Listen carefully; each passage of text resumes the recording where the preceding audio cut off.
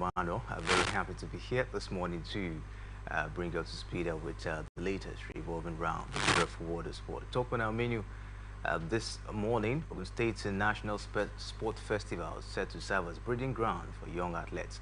And coming in from tennis, Haruna Quadri leads African stars in World Table Tennis Championship. And in football, UEFA Champions League second leg round of 16 takes center stage today. This and many more will be yours after the short timeout. Stay with us.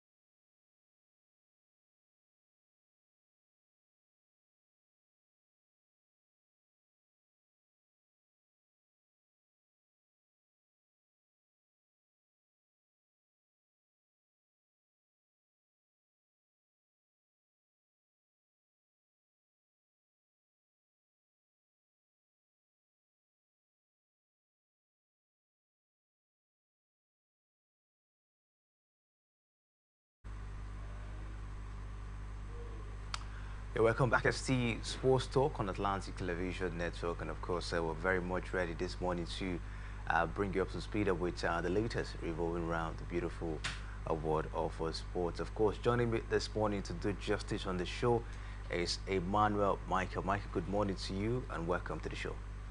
Thank you very much. Good morning to our viewers. All right, let's quickly, start from the home scene. The preparation for the National Sport Festival is actually getting very high.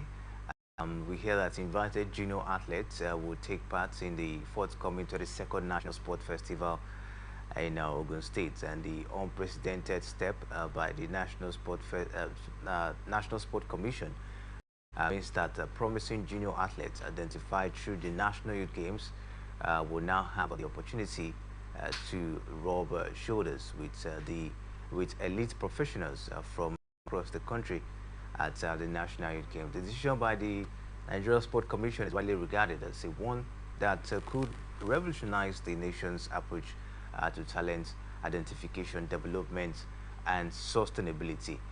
Michael, what do you make of this, from the National Sports Commission ahead of the National Youth Games?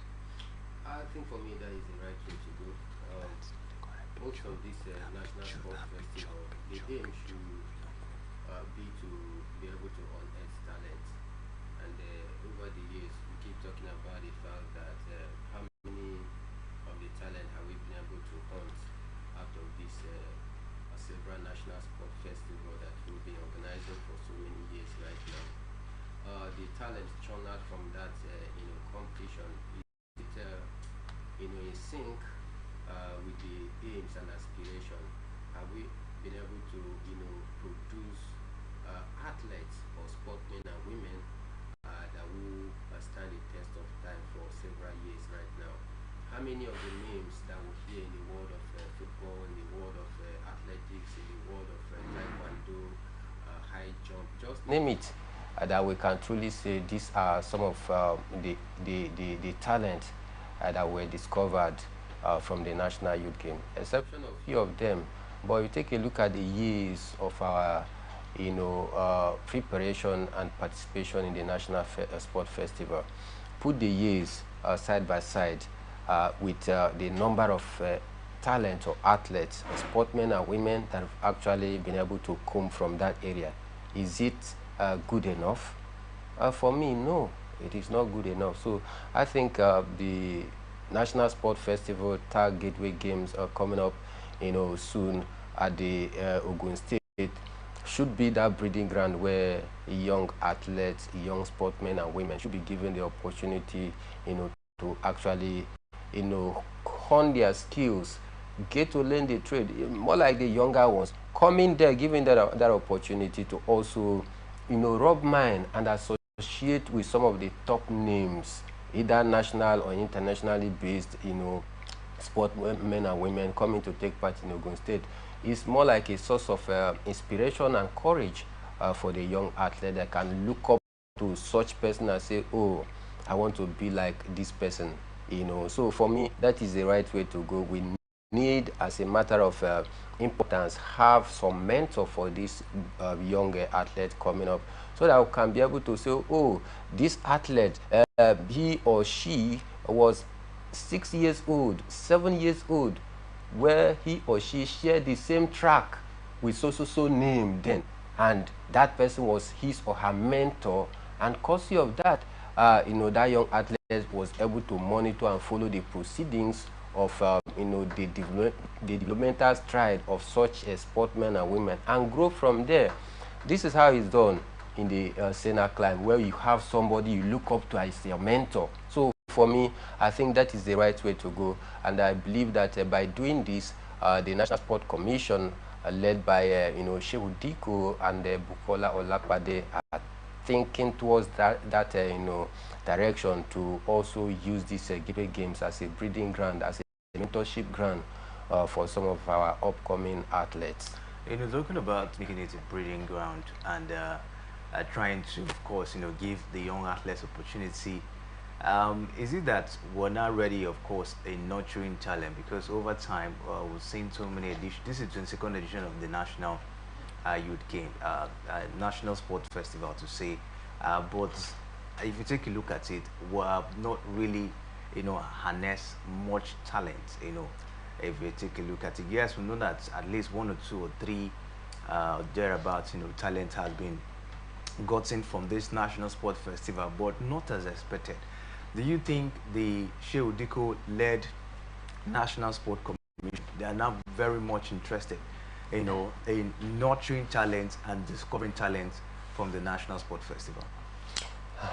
Primarily, I think some quarter of the country or some quarter of the sports ecosystem were very much elated and excited when Madam Shehu Diko was appointed chairman of the National Sport Commission, right?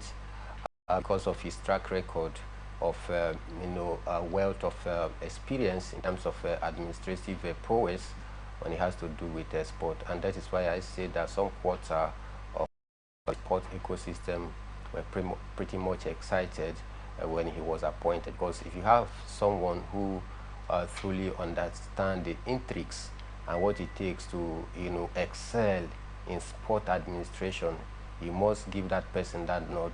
You must be able to say, okay, this person has what it takes to revive our ailing sport system. So for me, I think over the years, 22 years down the line, we haven't been able to get it right. Now that Malam Shehu Diko has come on board, I think that with his wealth of experience, we can actually do that area and make it more viable, so that we can be able to churn out talents that can be able to represent the country meritoriously at difficult times. So for me, I won't say it's maybe more like a negligence in the time past from different or successive leaders, that were manning the helm of affair. It's either the sport commissioners, it's either the national sport commissioners, and name it. John Owaneno came, he did his bit, left. And for me, I would say it was just deliberate and intentional action and inactions of the previous administrators, who oftentimes they don't want to pay much attention into talent hunt and development. All they just want to do is to maybe sit back. How much comes into the purse of such administration? How much are we going to take as a kickback for ourselves? How much are we going to disburse to other different ministries and parastatals? So that was just their primary aims. It looked as though they were not interested in developing the sector. And that is why, instead of sport being a lucrative venture for us, it turned out to be more like an entertainment in the country. Which for me, if you look at it from that prism, you cannot really achieve much, because you are looking at it as more like an entertainment. But if you are looking at it more like a profit-making venture, then you know what it takes for you to be able to groom sportsmen and women right from the grassroots until they get up the ladder, because you know that if such person definitely blew or project him or herself to the world where Nigeria name will be associated to such sport and man and woman, then it become an investment for the country. And then we'll be talking about sport being one of the profitable venture that is going to add to the gross domestic product of the country. So, and this is the aim of Bola Ahmed Tinubu, that sport. In fact, from the national budgeting, it's like the sport ecosystem was like projected to bring to the country more like the GDP within the range of 3-point-something billion. And that is massive. But in time past, nobody talked about that. We don't even include sport as one of the sectors that is going to add to the national GDP. Is that going to be realistic based on what we're seeing in the country? Of course, that is why I'm saying that when you have somebody who truly understands the intrigues, who has been there before, he has a proven track record of his administrative prowess in terms of sport management, it is very realistic.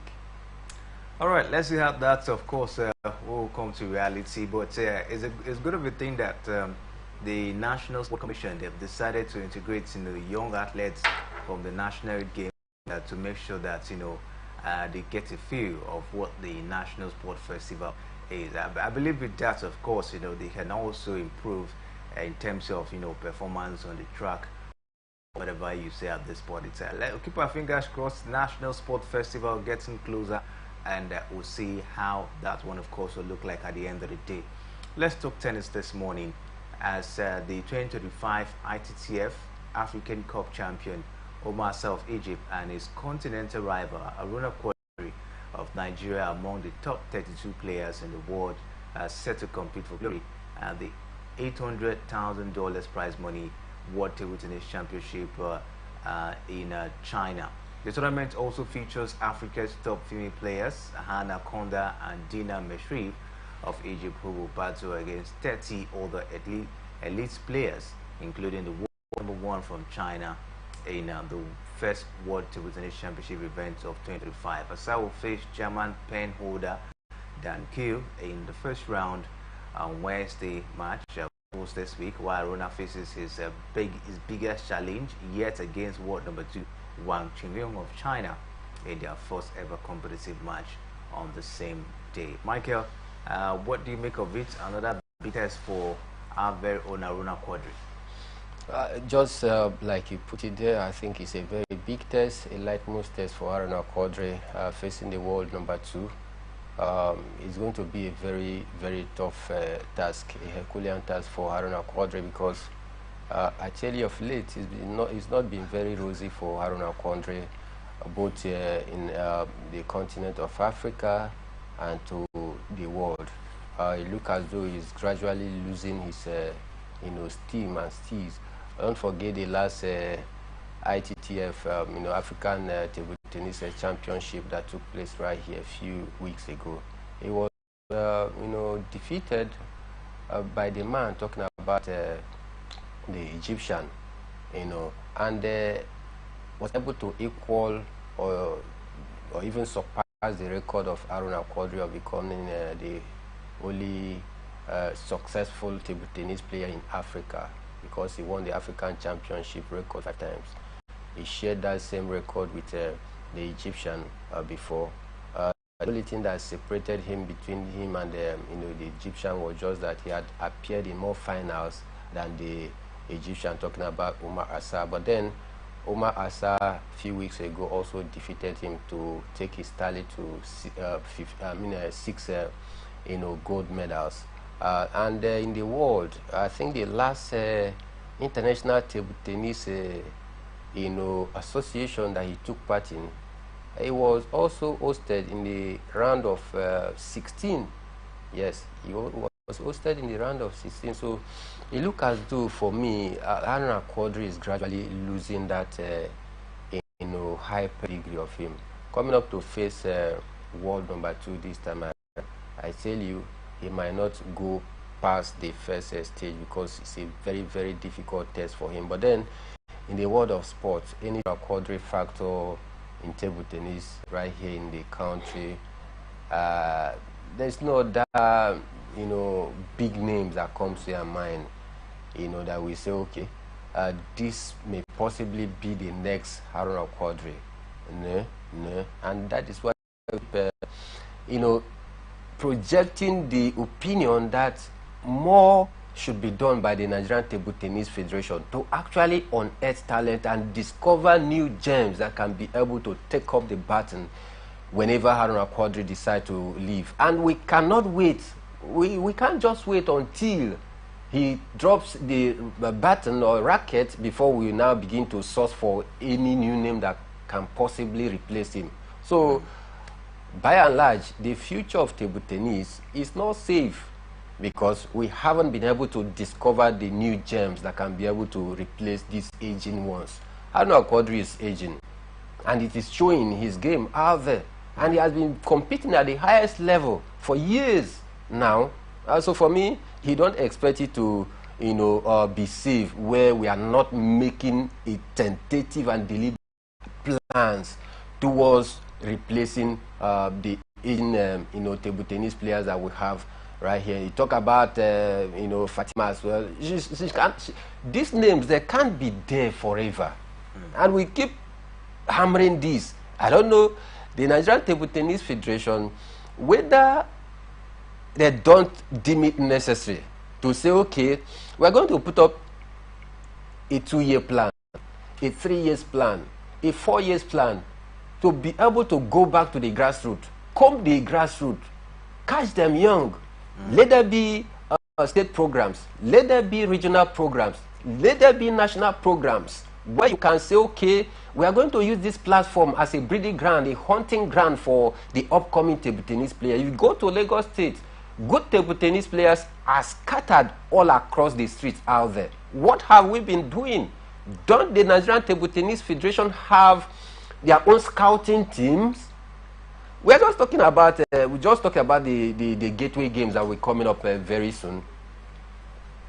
What are the plans of the Nigerian Table Tennis Federation towards discovering new talent in these national sport festivals? These are questions that keep boggling our minds. I will keep asking. So, if you ask me, Kingsley, I tell you nothing but the honest truth. The future of table tennis is not safe. Hannah Quadri will soon retire. Is it when he retires that we'll be talking about, oh, who is going to take up the baton? No. You can't achieve success. You can't have a safe future in the table tennis world where you are not taking a deliberate plan and action towards breeding new talent that is, going to do the nations proud. So I think the future of table tennis in Nigeria is very bleak. All right, for the first time in the World Table Tennis Series, Chico and Runa will go head-to-head in an intriguing first-round encounter, and we'll see how that, of course, will pan out. But let's quickly move on as I will take a look at the latest coming from the Commonwealth Games at this point. We understand that Dame Laurel Kenny says there is a worry over the future of the Commonwealth Games, but hopes next year's event in Glasgow prove it is still viable.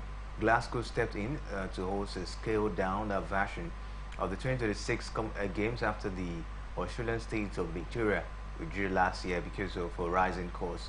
A beat from Kuala Lumpur, Cardiff, Gary, Edmonton and Adelaide to host the 2026 Games were withdrawn because of concerns over costs, leaving it without a host until Victoria stepped in 2023. A troubling issue, hosting the Commonwealth Games, and I tell you, well, this has not been an easy one, but I just hope that Victoria will be able to handle all of this, at the end of the day.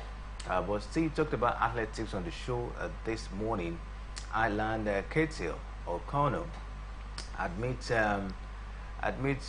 she actually admits, of course, she wasn't.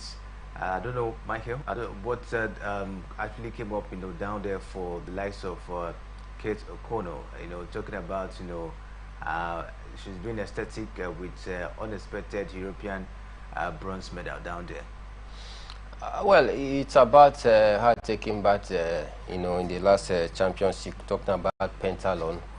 The pentathlon 800 meter, she was not really, favored in that very one. Heading into that competition, I mean, it was more like other big names that are there going to overwhelm her. But then, to her greatest surprise, she actually did very well, set up a record for herself in the 800 meter in the pentathlon, which was very massive. And the newly born athlete who won silver medals at the Commonwealth Games for North Ireland in 2022, putting a storming run, to ensure that she was able to win that one. And that is why she was saying that she was actually very, very ecstatic, after that competition, because nobody ever gave her a chance to go out there and make a very huge impact. But then she actually, did herself proud, and of course, Ireland, in that 2022 edition.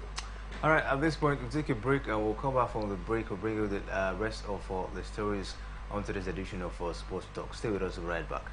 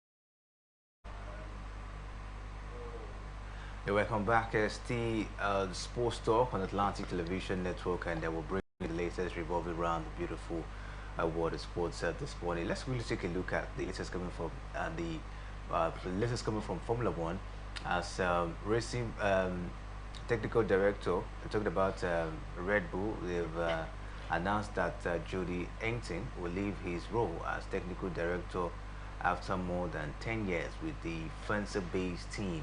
His Formula One career began back in 1966 as a junior designer for the Terra team, followed by stints at Mainland, which morphed into Spiker and Force India and Team Lotus.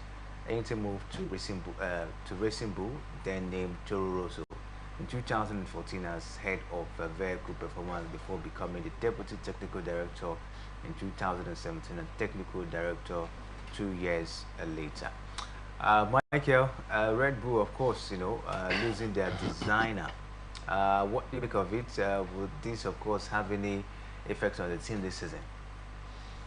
No, it wouldn't, because it was actually Red Bull that actually got his services. It was Racing Bull that he left for Red Bull. Okay. These are two different companies. And for Racing Bull, I think he's actually paid his dues, because he started from the basement, right from the scratch, and began to climb up the ladder until he became the director. Now he has spent so many years there, and before Red Bull came approaching, and that is why he had to leave. And for me, I think he's paid his dues, taking his wealth of experience for so many years that he has actually been able to craft out at Racing Bull, taking it down to Red Bull right now. I think he's going to add more color and flair to the Red Bull, because Red Bull is a more bigger company per se compared to Racing Bull. There is no disrespect to Racing Bull as well, but you talk about their finance, you talk about their structure, you talk about their organizational system, you talk about popularity as well. I think Red Bull is a bigger platform, compared to Racing Bull, and that is why he had to leave. But then the man has paid his dues for his former employers, moving down to Red Bull right now to add, more experience to what. So for me, I think it's more like an advantage, for Red Bull. Impressive one. Let's see how it goes down for Red Bull. I think they're really preparing, of course, for the season this time around. But away from that, I hear that the coach of Rangers International, talking about Fidelis Lejuko, he has admitted that his team underrated Akwa United in their March 28th fixture in Enugu. The Flying Antelope had struggling Akwa United to a 1-0 draw at the Nnamdi Azikiwe Stadium. Michael, not the kind of performance, of course, we really expected from Rangers, but gradually we're seeing them dropping down the pecking order. Fifth currently on the MPFL table. Yes, we understand they are still on the verge of making the continental sport, but from what we saw last season and earlier part of this season, we thought they were going to see how to fight and contend for the title, but I think that is actually not been the case as it stands.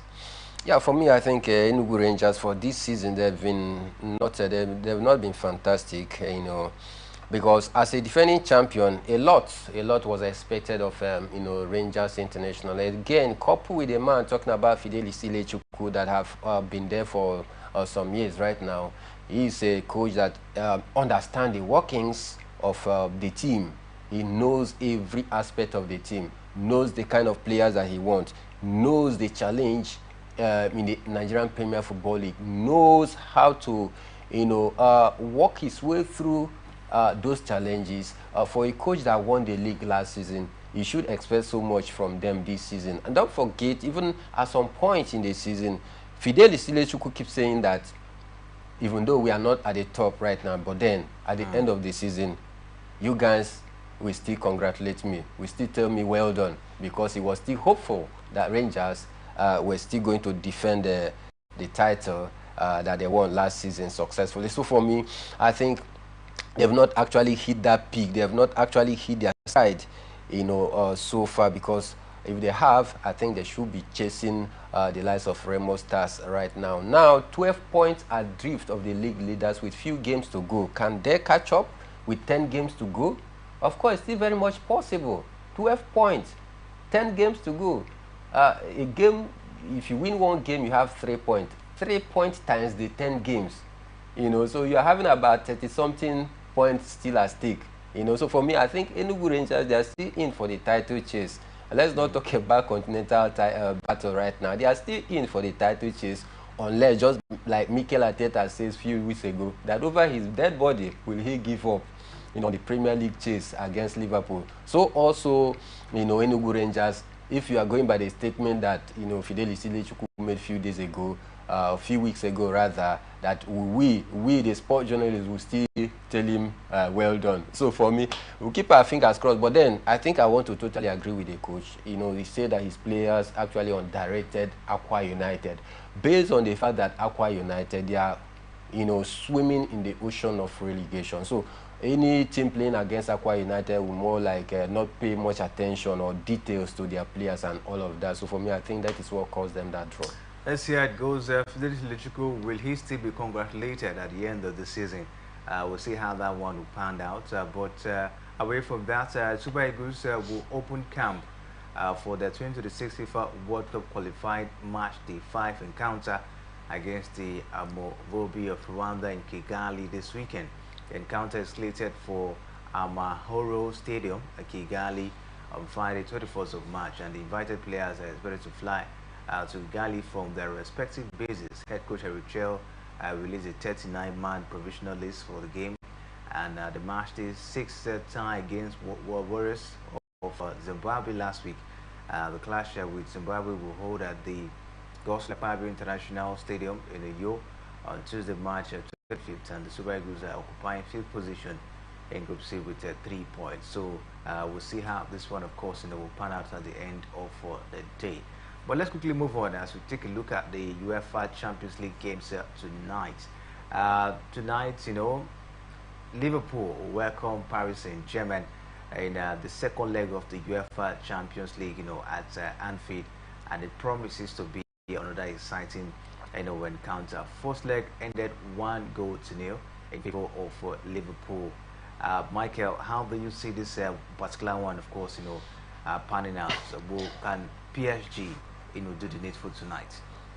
Of course, it's very much can do it. You know, in football, you can never say never until, you know, after the last whistle from the, you know, center ref. But if you go by what Liverpool played away to Paris Saint-Germain a few days ago, I think anyone who actually watched that match, not, you know, considering the result of that very game, we certainly know that Paris Saint-Germain has the firepower, they has what it takes to be able to mount a serious comeback in this very one. One goal, a slim advantage for Liverpool at the Anfield. That is always very raucous. That is always very, very electrifying. It could be a very difficult ground for Paris Saint-Germain to go and, you know, turn the table around. But like I said earlier, if you go by the start of the game that was played a few days ago, you will definitely, you know, not disagree that Paris Saint-Germain have what it takes to go to Anfield tonight and turn the table around. And I listened to Ivica Krastenia yesterday when he was being quizzed on the chances of Paris Saint-Germain, you know, turning the tide around. He said with boldness that they are going to do it. And for me, even after the game against Liverpool at the Parc des Princes, the coach of the side, Luis Enrique, was also asked the same question. He said, yes, they are going to do it. And for me, I think they have the aura, they have the players, they have the technical and tactical know-how, you know, to turn things around, especially against a Liverpool side that when you take the game to them, they just tend to shrink and accept to your, you know, pattern of play. There is one thing I've actually discovered with this certain Liverpool that is quite different from that of, you know, Jurgen Klopp. Under Jurgen Klopp, Liverpool play the, you know, Gengen pressing, the heavy metal kind of football. They press you. Despite any team, whether you're a big team, mid-table team, or a lower team, they just press you. you must go back, you know, to your shrink. But then under Anslot approaches game in different way. If you come up against a team that have always much ball possession, he tend to, you know, stay back a bit to try and absorb the pressure. He allowed the opposite team to dictate the pattern of football that he want to play. And that is for me where he's going to get it wrong tonight. If that is what he will do against a certain Paris Saint-Germain, then count it all lost for Liverpool tonight. But on the advantage, one goal and at home, so it's not going to be easy. It's not going to be easy, and that is why I say that if you take a look at the stats in the reverse fixture, then it will be very easy. 70% ball possession for Paris Saint-Germain, 27 shots, 10 on target, 10 save from Alisson Becker, 30 ball possession for Liverpool, 1 shot, 1 goal.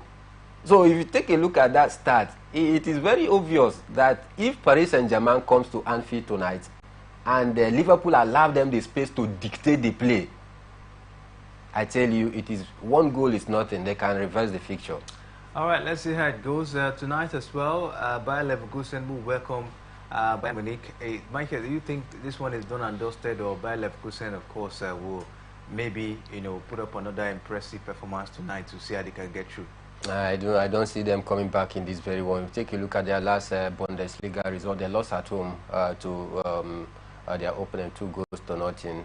And although Bayern Munich as well also lost at home 3-2, but then if you go by this 3-0 lead, I think it will be very difficult. There are a few teams that have also been able to overturn a 3-0 deficit in the UEFA Champions League at this very stage.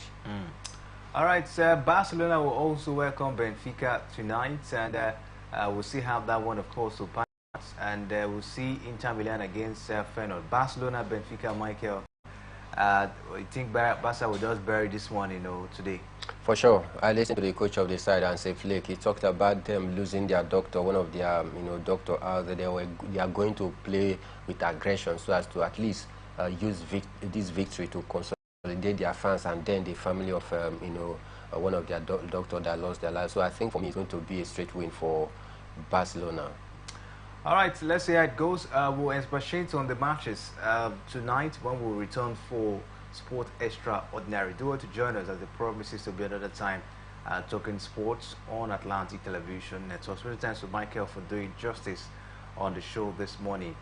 Don't forget, beside you need all the pathways to progress. You can go down to different social media handles: Facebook, Twitter, Instagram, and YouTube. The conversation, of course, you know, continues right there. My name is Kingsley Manuel. Thanks for watching.